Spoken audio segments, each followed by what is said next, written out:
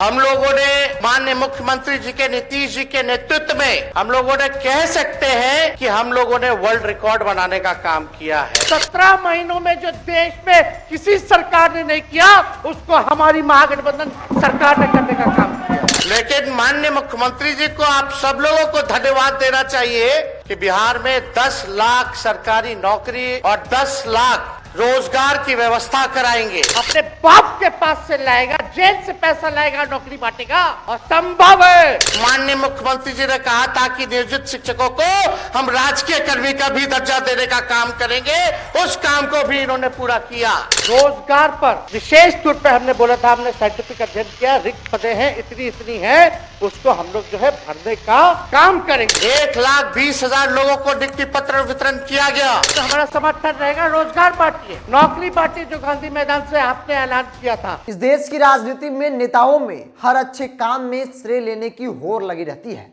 और इस बात को समझना है तो तेजस्वी यादव के पहले और अब के बयानों को समझना बेहद जरूरी है, क्योंकि कल तक तेजस्वी यादव सरकार का हिस्सा थे।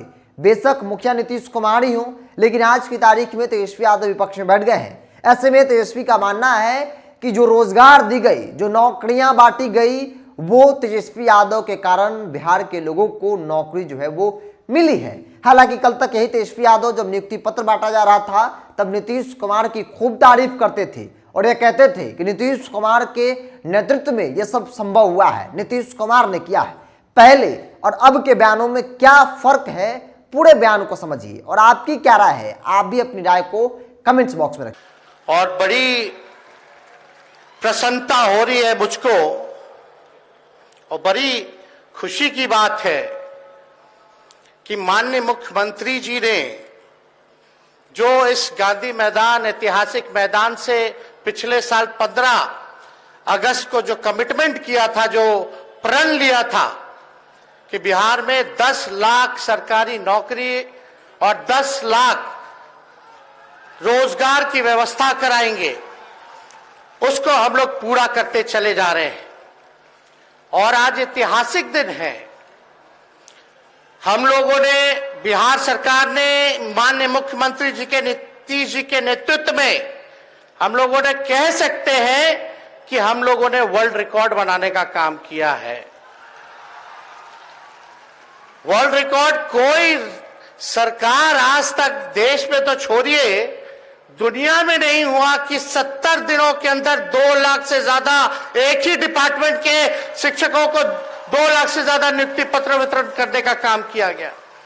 समय पर परीक्षा हुआ, समय पर परीक्षा हुआ, रिजल्ट आया, नियुक्ति पत्र वितरण हो रहा है और समय पर वेतन भी मिल रहा है। ये मामूली काम नहीं है। ये और राज्य सरकारों को सीखना चाहिए कि बिहार में किस हिसाब से जो सरकार कहती है वो करती है और जो असली मुद्दे हैं जनता के हित में, वो काम हम लोग कर करके दिखा रहे हैं। हम तो मानते ही हैं और सब लोग मानते हैं कि बेरोजगारी जो है सबसे बड़ा दुश्मन है। और कितनी खुशी की बात है, कुछ लोग कहते थे, कई नेता हैं, बड़े बड़े नेता रहे, वो कहते थे कि नियोजित शिक्षकों के बारे में कि भगवान भी अगर आ जाए तो इनको राजकीय कर्मी का दर्जा नहीं दिया जा सकता। लेकिन माननीय मुख्यमंत्री जी को आप सब लोगों को धन्यवाद देना चाहिए। पिछली बार जब नियुक्ति पत्र का वितरण हो रहा था, 1,20,000 लोगों को नियुक्ति पत्र वितरण किया गया, तो इसी मंच से वहां खड़े होकर के माननीय मुख्यमंत्री जी ने कहा था कि नियोजित शिक्षकों को हम राजकीय कर्मी का भी दर्जा देने का काम करेंगे, उस काम को भी इन्होंने पूरा किया। तो हम लोग काम में विश्वास रखते हैं, जनता के उत्थान में विश्वास रखते हैं, बिहार हमारा आगे बढ़े। जब गवर्नर हाउस गए महोदय मुख्यमंत्री जी, जब आप बाहर आए तो आपने बोला कि आपका मन नहीं लग रहा था। आपने ये बोला कि मन नहीं लग रहा था। मन नहीं लगेगा तो हम लोग नाचने गाने के लिए थोड़ी, आपका मन लगाने के लिए, हम तो आपका साथ ना देने के लिए थे कि जो काम आप बोलते थे असंभव है, उसको हम लोगों ने मुमकिन करके दिखाने का काम किया।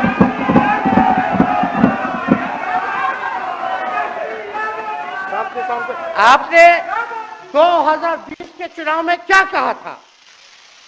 झूठ मत बोलिएगा। देखिए, हम आप लोग से उम्र में छोटे, अपने बाप के पास से लाएगा, जेल से पैसा लाएगा, नौकरी बांटेगा, और संभव है। क्या बोले थे?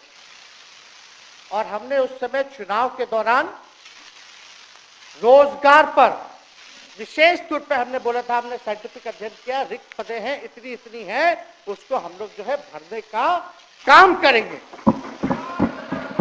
हमको दुख इस बात का नहीं है कि हम लोग विपक्ष में आ गए, हमको तो खुशी है कि उन 17 महीनों में जो देश में किसी सरकार ने नहीं किया, उसको हमारी महागठबंधन सरकार ने करने का काम किया। आप बताइए, आपको याद होगा जब आप बीजेपी को धोखा देना चाह रहे थे, हम तो नहीं आना, आपके साथ आना चाहते थे। ये बात हम आपको कहे भी थे कि हम तो नहीं आना चाहते हैं मुख्यमंत्री जी, लेकिन देश भर के सभी नेताओं का दबाव है कि भाई एक बार 2024 के चुनाव में हम लोग एकजुट हो जाएं और एकजुट होकर के मोदी जी को हराने का काम करें। तब हमने क्या कहा था मुख्यमंत्री जी, याद है? विजय जी हैं, आप भी सामने।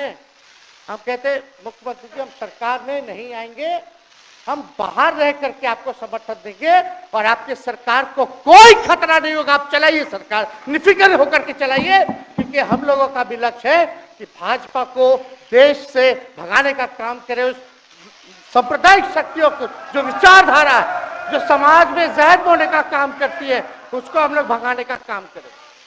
इसीलिए ना हम लोग एक साथ आए थे, और तो कोई कारण नहीं था।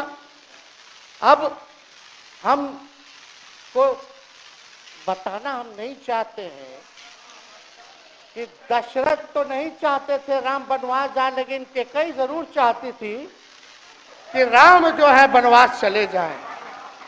मुख्यमंत्री जी, आप हमको बेटा कहे हैं, हम चाहते हैं कि आप लंबी उम्र रहिए और जो सिलसिला आपने चलाया था उसको जरूर आगे चलाइए, उसमें हमारा समर्थन रहेगा। रोजगार बांटिए, नौकरी बांटिए, जो गांधी मैदान से आपने ऐलान किया था, लेकिन कैकेयी को भी पहचानिए, कौन कौन कैकेयी बैठा हुआ है आपके साथ।